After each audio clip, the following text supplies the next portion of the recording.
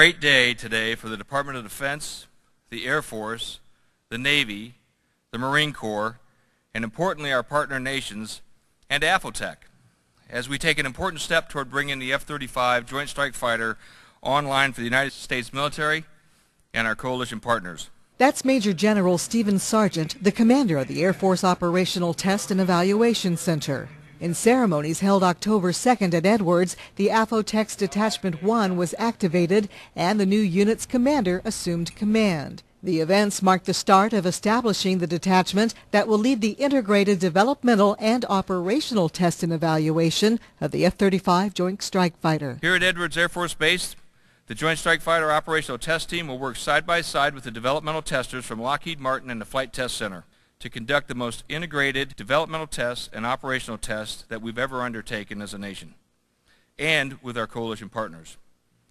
We now have the focus and the forces needed for the F-35 IOT&E mustered here under the command of Detachment 1. Detachment 1's new commander, Colonel Gary Cooper, spoke of the mission ahead. We're a small cadre today.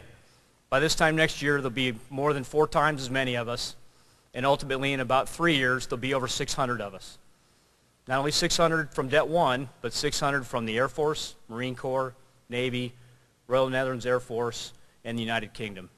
It's a monumental task to stand up the infrastructure required to not only accept all those people, but accept their families, get them in housing, and accept the 20 airplanes and the systems required to operationally test this beautiful airplane you see over here. Captain Kevin Tanner is the F-35 OT&E suitability lead. He tells us as the support force arrives, so will the aircraft. In anticipation of all the variants, we're going to end up having 20 aircraft here. We'll have 6 of the Air Force conventional takeoff and landing variants, 6 of the Navy carrier variants.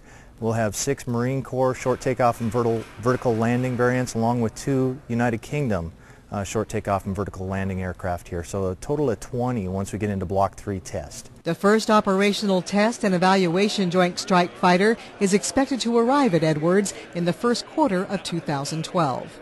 Dawn Waldman, Edwards Air Force Base, California. This has been Dateline Edwards. If you have questions or comments, we'd like to hear from you.